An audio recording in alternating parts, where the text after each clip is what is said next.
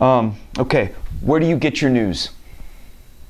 Oh, where do I get my news? Well, let's see. Of course, the home channel, which is the Fox News channel, that's the home page. Got that on the clicker, so when the TV powers up, boom, it goes right to the Fox News channel.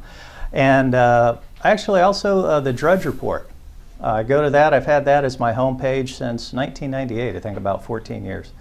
And then I also like going around on the different political pages. And I do like to watch the other side sometimes. Now, I might be clicking through the channels and check out the evil CNN and MSNBC, which is becoming known as its own comedy channel. It's hilarious to watch that stuff.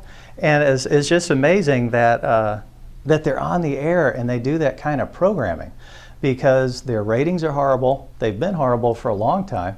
CNN now, you know, bounces back and forth between MSNBC as the third ranked. It's like, boy, back when Ted Turner was in there, well, it was the only game in town.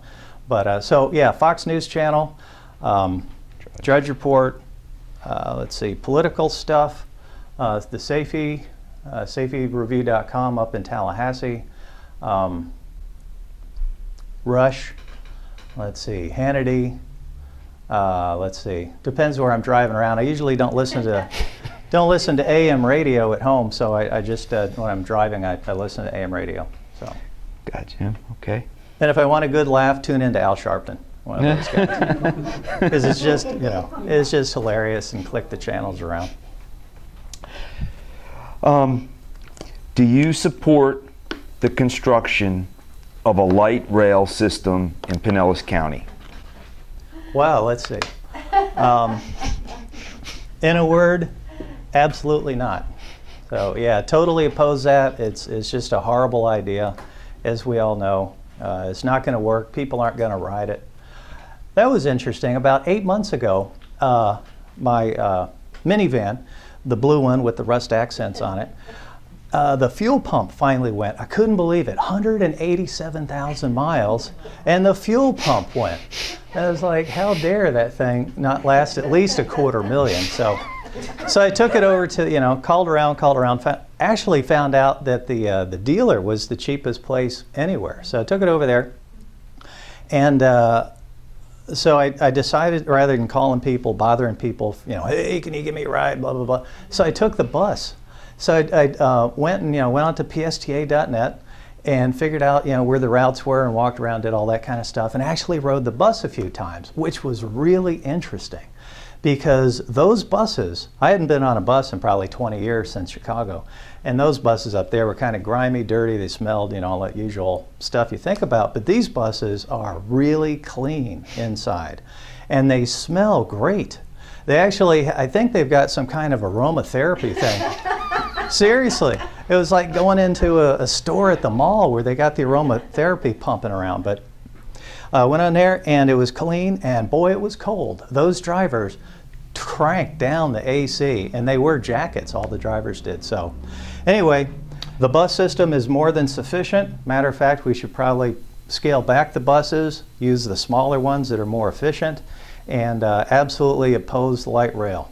And we'll vote for it, and vote for opposing it every single time, vote against it, and we'll scream and yell in Tallahassee as much as I need to kill this thing. Got it. Okay, so to follow up, I think it's clear, but do you reject any form of tax designated for any type? So again, do you reject any form of tax designated for any type of new passenger rail in Florida? Oh yeah. High-speed rail, light rail. It's almost like, yeah, I oppose all that. I oppose any kind of tax. I oppose the construction of any government paid for rail system in the state of Florida. You know, if the private sector wants to do it, which they don't, because they'll go broke. But if the private sector, you know, wanted, you know, if George Soros wanted to go build one and lose, you know, 90% of the money on it, or probably closer to 100% if he did it. But I oppose all that stuff. It's kind of like, it reminds me of green eggs and ham. Remember the Dr. Seuss story? It says, I do not like green eggs and ham. I do not like high-speed rail. I do not like light rail. I do not like any rail. So, I like that. Cool. Okay.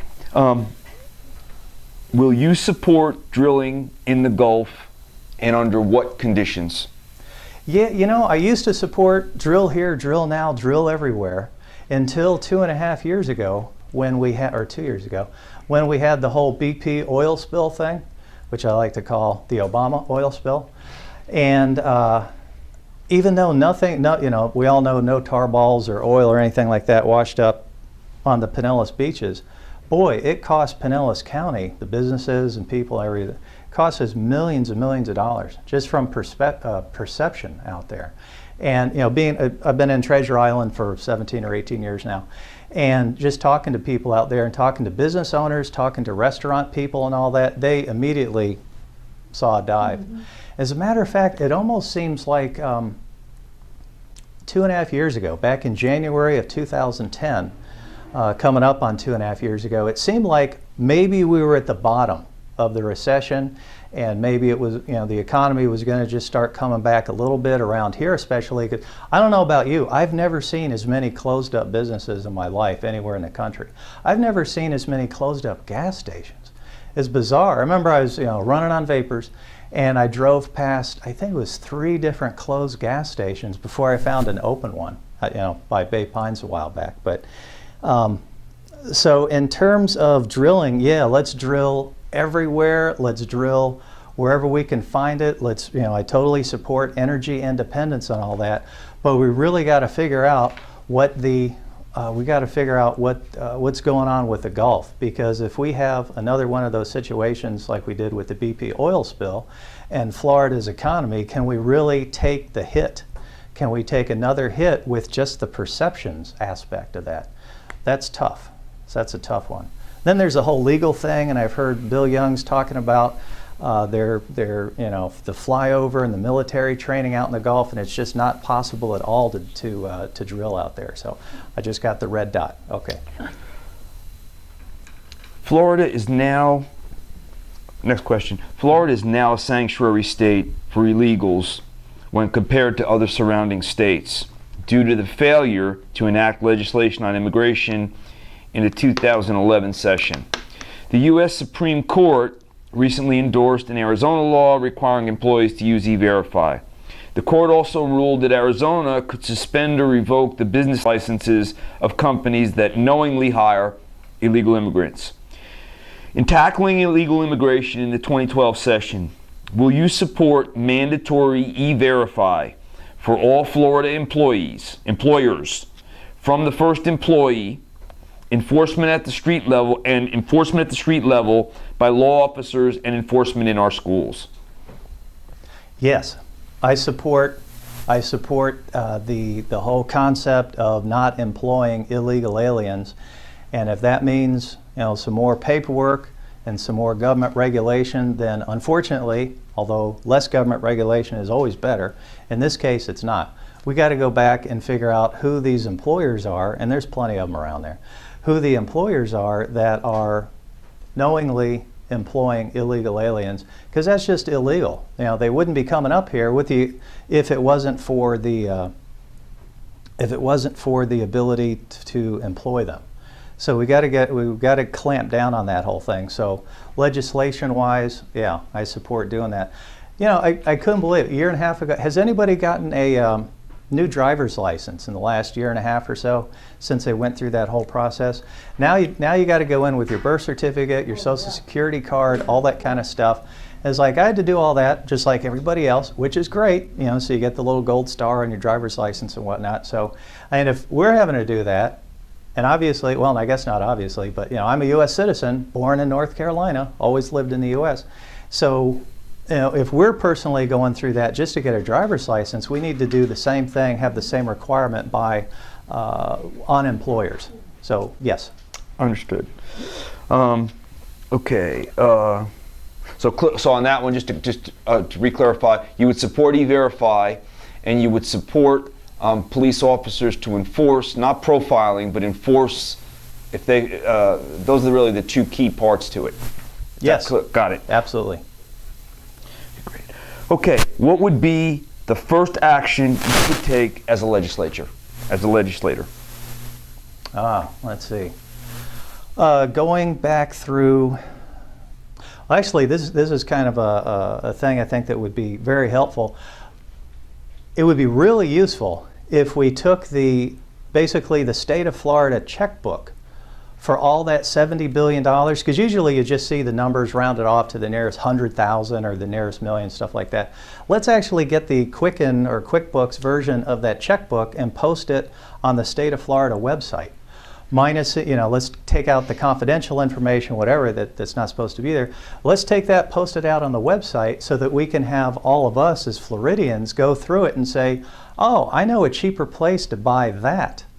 And let's trim down the fat. And also with doing that, let's not have the state of Florida taxpayers, all of us, let's not have us paying vendors that are out of state if the state of Florida can source that in-state, same or better product or service from a Florida company.